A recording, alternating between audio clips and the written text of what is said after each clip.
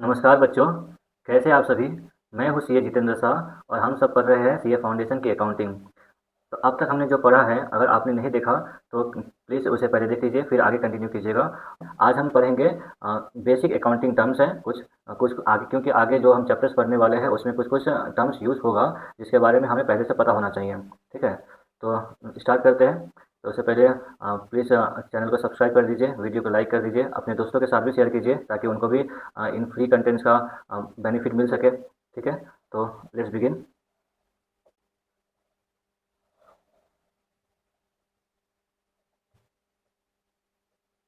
सम basic accounting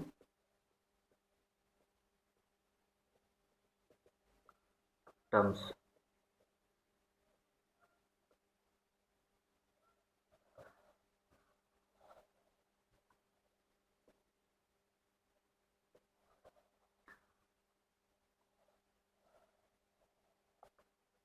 तो पहला है कैपिटल। ठीक है, दूसरा है ड्राइंग्स, तीसरा है रेवेन्यू, चौथा है एक्सपेंस, पांचवा है प्रॉफिट। ठीक है, तो अभी देखिए यहाँ पर कैपिटल लिखा, ड्राइंग, रेवेन्यू, एक्सपेंस, ये सब हमने पहले भी डिस्कस किया है। ठीक है, तो अभी मैं दोबारा डिस्कस नहीं करूँगा, आप पिछला वीडियो रेफर करके उसमें सीख सकते हैं, क्योंकि उसमें एग्जांपल्स ले लेके समझाया था। तो ये रिपीटेशन हो जाएगा, इसलिए मैं अभी जो जो डिस्कस हो गया है मैं उसका सिर्फ नाम लिख दे रहा हूँ, और जो नहीं हुआ है उसको हम डिस्कस करेंगे आगे। ठीक है, तो जो डिस्कस हो गया है उसको हम बस नाम लिख के छोड़ देते हैं। तो देखिए, प्रॉफिट प्रॉफिट में हमने देखा था ना पिछली बार, प्रॉफिट कैसे निकलता है, रेवेन्यू माइनस एक्सपेंस। रेवेन्यू क्या है, एक्सपेंस क्या है, हमने पिछली बार सीखा है। ठीक है, एक बात नोट कीजिएगा, यहाँ पर कई बच्चों को कन्फ्यूजन हो सकता है या फिर गलत जानकारी भी होता है कई बार। प्रॉफिट को ना इनकम भी कहते हैं। ठीक है, तो अगर आपसे पूछ लिया जाए कि इनकम क्या है तो फिर वहाँ पे कहना है कि प्रॉफिट है, रेवेन्यू माइनस एक्सपेंस ही होता है। ठीक है, कईयों को लगता है कि रेवेन्यू जो है ना यही इनकम है। नहीं, रेवेन्यू इनकम नहीं है। रेवेन्यू मतलब आप सेल करके जो आपका इनकम, जो आपका रिसीव हो रहा है ना, जो पैसा आ रहा है या आ चुका है या आने वाला है। ठीक है, रेवेन्यू हमने देखा था रिसीव्ड और रिसीवेबल। तो सेल करके या तो मिल चुका है या मिलने वाला है, तो वो रेवेन्यू होता है, वो इनकम नहीं होता है। उसमें से अगर हम माइनस एक्सपेंसेस माइनस कर देंगे तब जाके इनकम कहलाएगा। ठीक है, तो इस बात को नोट कर लीजिएगा। फिर इसके बाद हमने और क्या सीखा था, हमने गुड्स के बारे में भी जाना था। ठीक है, फिर ट्रांजेक्शन्स एंड इवेंट्स क्या होता है हमने ये भी जान लिया।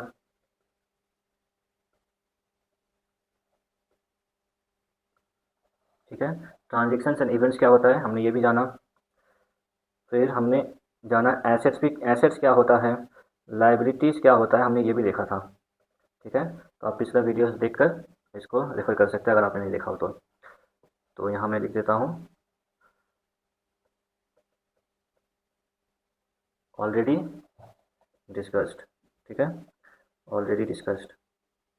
तो देखिए, अब हम आगे बढ़ते हैं, जो डिस्कशन नहीं हुआ था हम उसको बढ़ेंगे। ठीक है, तो इसमें एसेट्स था ना, एसेट्स का अंदर क्या क्या क्लासिफिकेशन होता है हम इसको जानते हैं अब। तो देखिए, एसेट्स में हमने याद हो तो मैं एक बार बता देता हूँ क्या पढ़ा था। एसेट्स क्या होता है, रिसोर्सेज ओन्ड बाय बिजनेस। ठीक है, ओन्ड बाय बिजनेस, कोई भी प्रॉपर्टीज, कोई भी रिसोर्सेज, उसका ओनर कौन है, कौन कंट्रोल करता है उसे, बिजनेस। ठीक है, साथ में एक चीज़ और देखा था हमने, उसमें फ्यूचर इकोनॉमिक बेनिफिट होना चाहिए, मतलब भविष्य में हमें कुछ इकोनॉमिक बेनिफिट मिले तभी एसेट कहलाएगा। ये हमने पढ़ा था। यानी यहाँ पे दो चीज़ें हैं, बिजनेस का ओनरशिप है उस रिसोर्सेज पर, और उस रिसोर्सेज से फ्यूचर इकोनॉमिक बेनिफिट भी मिले। ठीक है, तो ये था एसेट। अब इसमें ना क्लासिफिकेशन समझते हैं हम।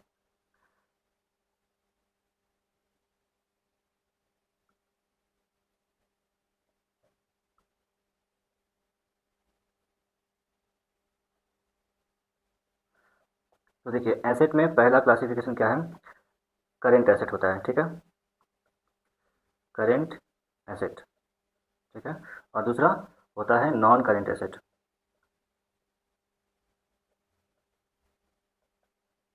ठीक है,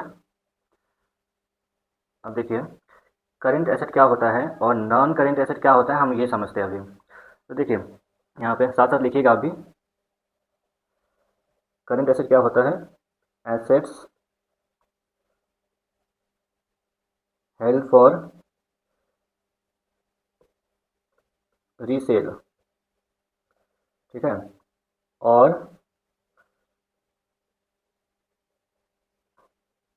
conversion into cash within 12 months from the reporting date, ठीक है।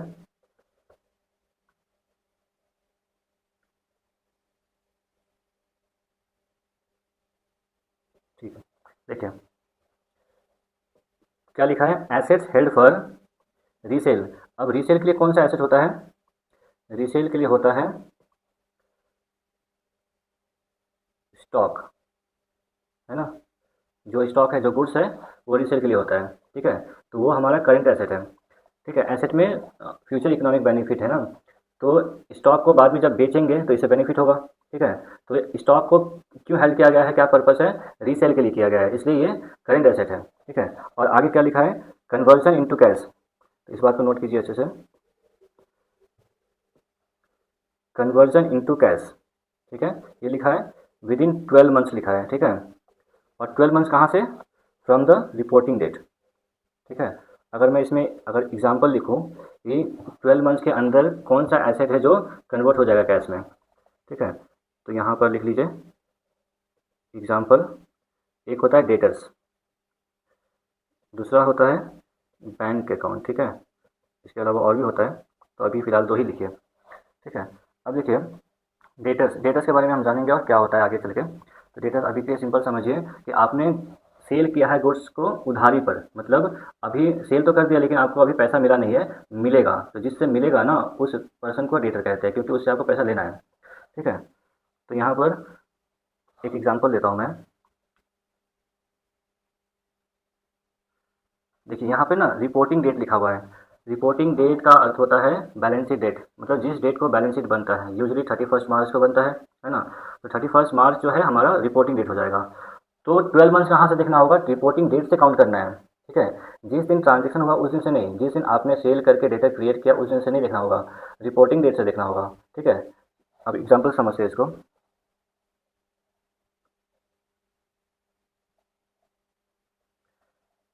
मान लीजिए ये 1 अप्रैल 2026 है, ठीक है। ये कब कंप्लीट हो जाएगा ये ईयर? 31 मार्च 2027, ठीक है ना। तो अब ये हमारा करेंट पीरियड है, हम यहाँ का अकाउंटिंग कर रहे हैं, ठीक है ना। तो 12 months कहाँ से देखना है? मान लीजिए ट्रांजेक्शन हुआ था, ट्रांजेक्शन मान लीजिए यहाँ कहीं हुआ था, ठीक है, यहाँ कहीं ट्रांजेक्शन हुआ था। तो आपको यहाँ से नहीं देखना है, यहाँ से 12 months नहीं देखना है, ठीक है ना। आपको 12 months देखना होगा, यहाँ से 12 months देखना है, यानी कि रिपोर्टिंग डेट से, समझ रहे हैं। तो 31 मार्च से जब 12 months देखेंगे तो अगले साल का 31 मार्च आ जाएगा। तो हमारे केस में रिपोर्टिंग डेट क्या है? ये है रिपोर्टिंग डेट जिस दिन बैलेंस शीट बनता है, ठीक है। ओके।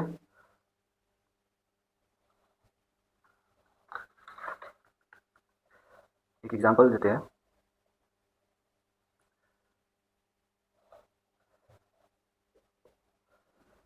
मान लेते हैं कि Dhiru fashions made fix deposits of 50,000 rupees in bank for 15 months।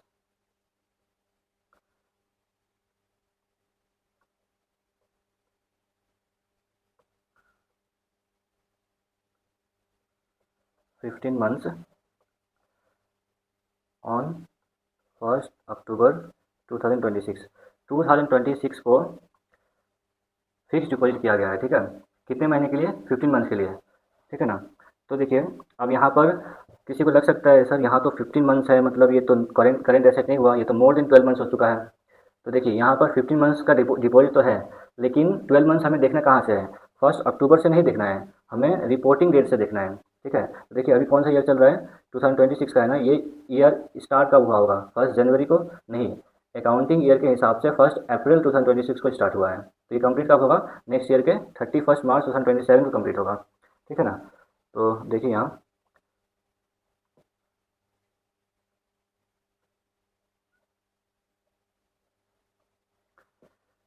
ये जो ईयर चल रहा है ये 1 अप्रैल 2026 से लेकर 31 मार्च 2027 तक है। ठीक है, अब फिक्स डिपॉजिट कब हुआ है, फिक्स डिपॉजिट हुआ है इस डेट को, 1 अक्टूबर 2026 को डिपॉजिट हुआ है। ठीक है, तो अगर हम देखें यहाँ पर 15 मंथ्स यहाँ से कब कंप्लीट हो रहा है, तो ये अगले साल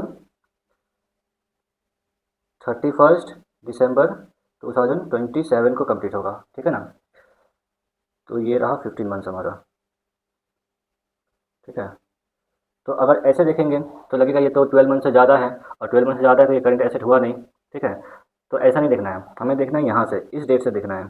ठीक है, ये जो 31 मार्च 2027 है ना, ये इस अकाउंटिंग पीरियड का रिपोर्टिंग डेट है। ठीक है, तो हमें यहाँ से देखना होगा, यहाँ से 12 मंथ्स देखना है। ठीक है, तो 12 मंथ्स यहाँ से कब कंप्लीट हो जाएगा,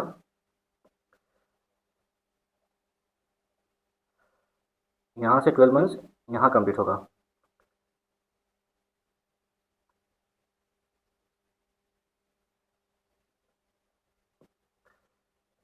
31 मार्च 2028 यहाँ जाके कंप्लीट होगा, है ना। तो देखिए, अब जो कंप्लीट होना है यहाँ कंप्लीट होगा। ठीक है, तो ये रहा 12 मंथ्स यहाँ से।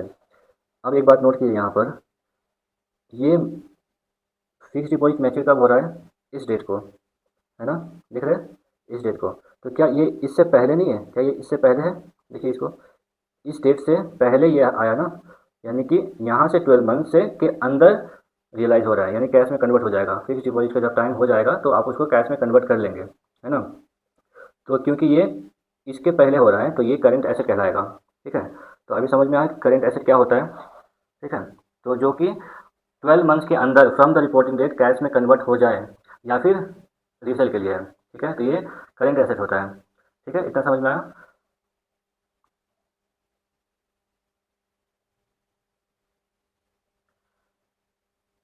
देखिए करंट एसेट भी एसेट ही है, इससे भी फ्यूचर में बेनिफिट ही मिलना है, जो स्टॉक रखे हुए हैं उसको फ्यूचर में बेच के बेनिफिट होगा, है ना।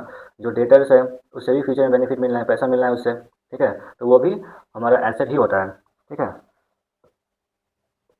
तो fix deposit of 50,000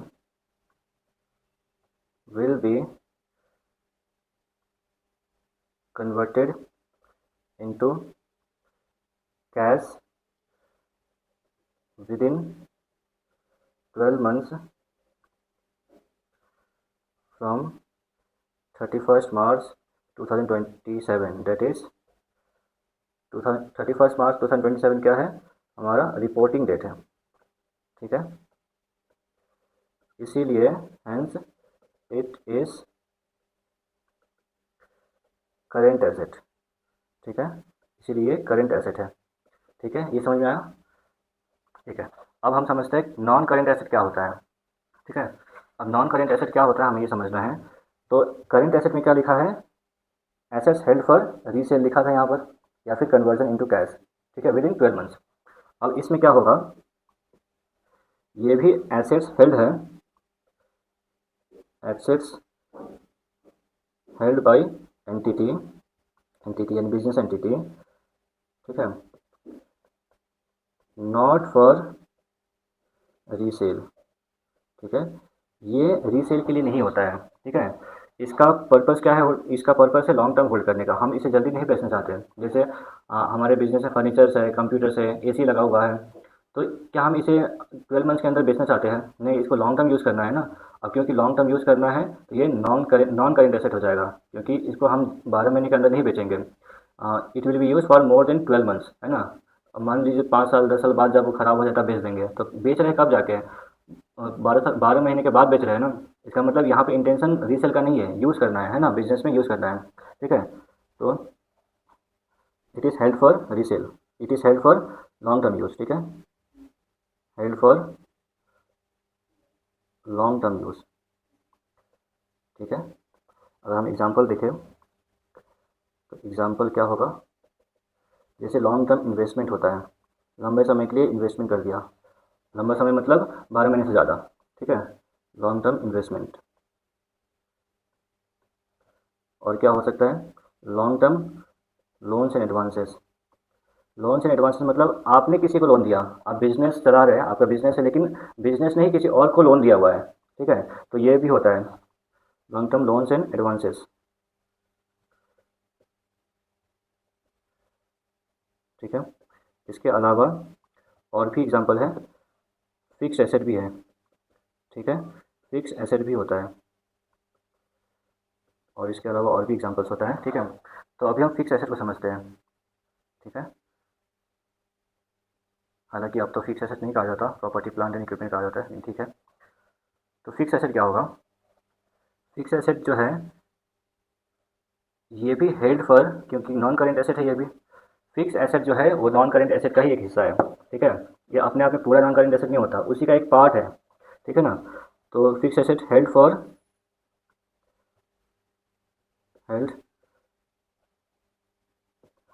not for resale. ठीक है, नॉट फॉर रीसेल, ये भी रीसेल करने के लिए नहीं है, क्योंकि नॉन करेंट एसेट है ये, तो रीसेल के लिए होगा नहीं। ठीक है, लेकिन इसको क्यों रखा गया है? But with the intention to increase earning capacity. ठीक है, देखिए फिक्स एसेट है जैसे बिल्डिंग्स है, लैंड है, मशीनरी है, कंप्यूटर्स रखा हुआ है, एसी लगा हुआ है। ठीक है, फर्नीचर्स है, ये सब हमारे बिजनेस में क्या कर रहा है, इसका क्या यूज़ है? इसके यूज़ से हम अपना अर्निंग कैपेसिटी बढ़ाते हैं। हमारे पास फिक्स एसेट होगा तो बिजनेस करना ज़्यादा आसान रहेगा, तो हम अर्निंग कर सकते हैं, इससे हमारा अर्निंग कैपेसिटी बढ़ता है। ठीक है, तो इसमें हम अगर एग्जांपल लें तो देखिए इसका फिक्स एसेट जो है ना, इसका भी दो प्रकार का होता है, ये भी दो है। ठीक है,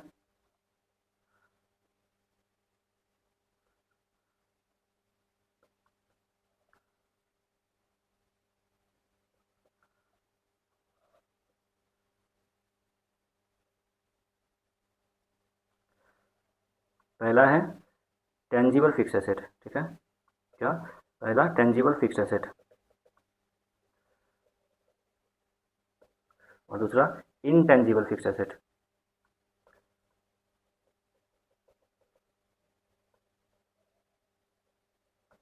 ठीक है, अब देखिए जो टेंजिबल फिक्स एसेट है ना, इसका फिजिकल एग्जिस्टेंस होता है।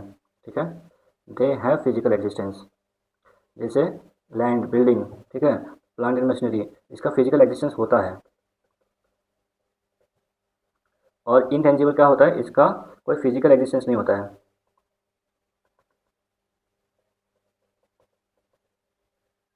ठीक है, तो हम एग्जांपल देखिए, इसमें एग्जांपल भी लिख लीजिए साथ में।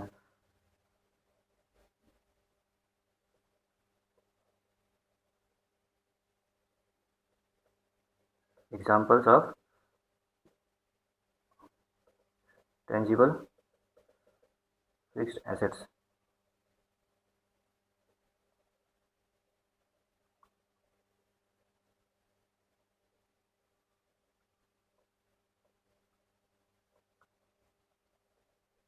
क्या क्या है? हमारा एक लैंड है। ठीक है, दूसरा बिल्डिंग है, और क्या हो सकता है, मशीन है। ठीक है, मशीनरी है, फर्नीचर्स होता है। ठीक है, और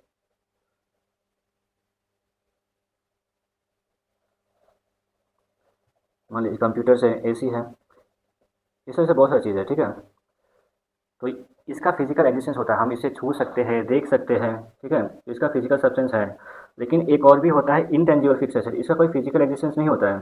जैसे कि अगर हम एग्जांपल देखें तो एग्जांपल में गुडविल ऑफ बिजनेस, ठीक है।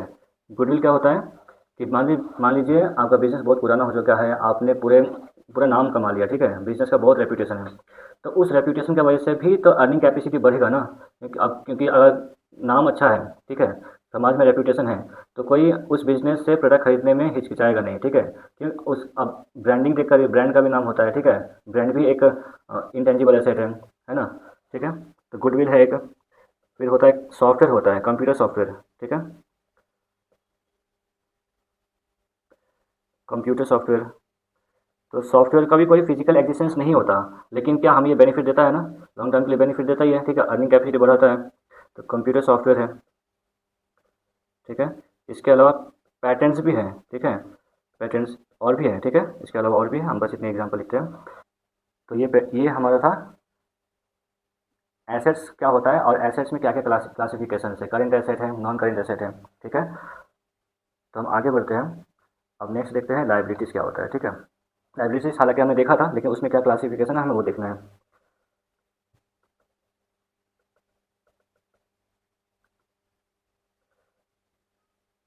ठीक है।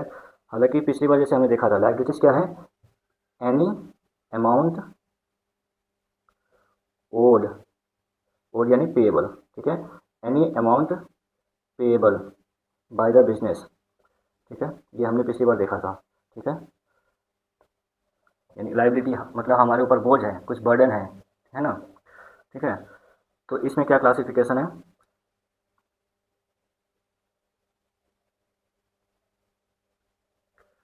तो एक होता है इंटरनल लाइबिलिटी, ठीक है, इंटरनल लाइबिलिटी, ठीक है। इसे हम कैपिटल भी कहते हैं, ये भी हमने पढ़ा था, ठीक है। अब एक होता है एक्सटर्नल लाइबिलिटी, एक्सटर्नल लाइबिलिटी, ठीक है। अब ये एक्सटर्नल लाइबिलिटी में फर्दर क्लासिफिकेशन है, ठीक है। तो पहला क्या है, करेंट लाइबिलिटी, ठीक है। और दूसरा क्या होगा, ऑब्वियसली नॉन करेंट लाइबिलिटी, ठीक है।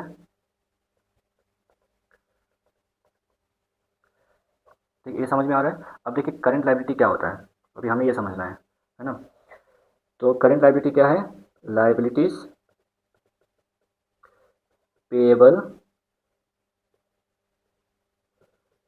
With in 12 months.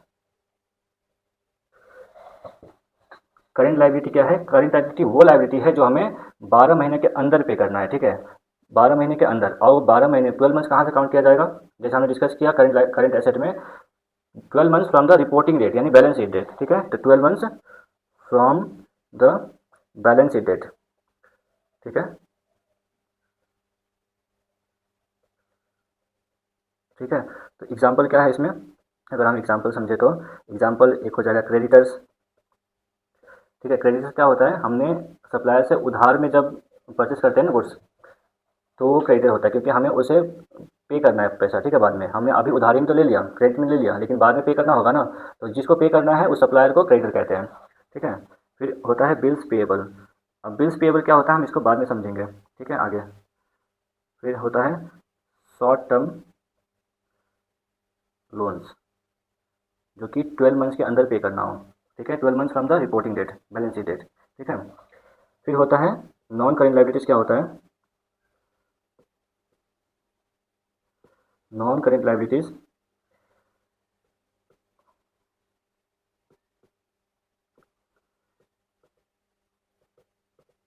Liabilities payable.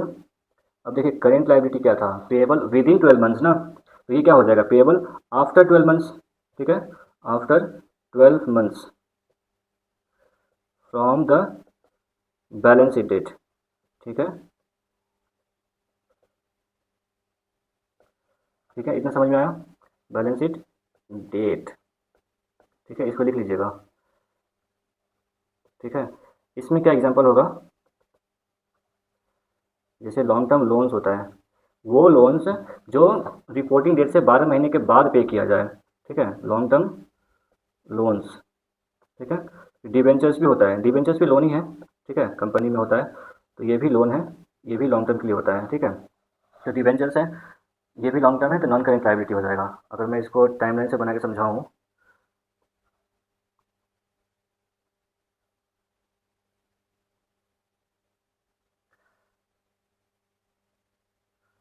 तो मान लीजिए ये हमारा करंट पीरियड है, ठीक है, करंट अकाउंटिंग पीरियड है। अब ये जो है, ठीक है, ये वाला, ये हमारा बैलेंस शीट डेट है, बी एस लिख देता हूँ, बैलेंस शीट डेट, यानी कि ये रिपोर्टिंग डेट है। यहाँ से जब 12 मंथ्स होगा, ठीक है, 12 मंथ्स के अंदर पे करना है तो वो करंट हो जाएगा, ठीक है। और फिर इसके बाद जो है, इसके बाद जो है वो नॉन करेंट हो जाएगा। इसके बाद अगर पेएबल है तो नॉन करेंट हो जाएगा, और यहाँ से 12 मंथ्स के अंदर है तो ये करेंट लायबिलिटी हो जाएगा, ठीक है।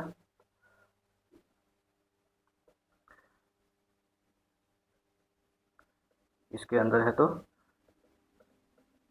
करेंट लायबिलिटीज़, और यहाँ है तो नॉन करेंट लायबिलिटीज़, ठीक है। इसी तरह करेंट एसेट में भी था, ठीक है। तो इतना समझ में आया। तो चलिए आपसे एक क्वेश्चन पूछता हूँ, एक बार बताइए, कोई एसेट करेंट एसेट है या नॉन करेंट एसेट है, या फिर कोई लाइबिलिटी करेंट लाइबिलिटी है या नॉन करेंट लाइबिलिटी है, ये डिसीजन कब लिया जाएगा, ये कौन से डेट पर लिया जाएगा? तो सोचिए एक बार, कब लिया जाता है? तो सिंपल सा है, तो ये लिया जाता है रिपोर्टिंग डेट को, जिस टाइम बैलेंस शीट बनता है ना, उस वक्त ये डिसीजन लिया जाता है कि ये करंट है या नॉन करंट है, क्योंकि वहाँ से हमें 12 मंथ्स देखना है ना, तो हमें उस स्टार्टिंग पॉइंट पे जहाँ से हमें देखना है, ठीक है, 12 मंथ्स जहाँ से देखना है ना, उस डेट को डिसाइड किया जाएगा, ठीक है। तो वो कौन सा डेट है? वो रिपोर्टिंग डेट है, बैलेंस शीट डेट है, ठीक है। तो इस बात को नोट कर लीजिएगा।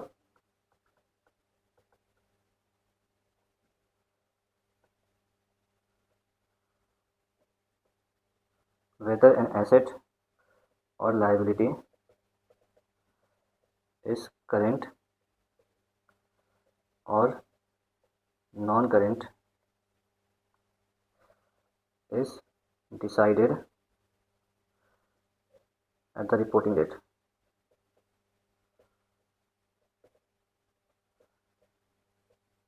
ठीक है।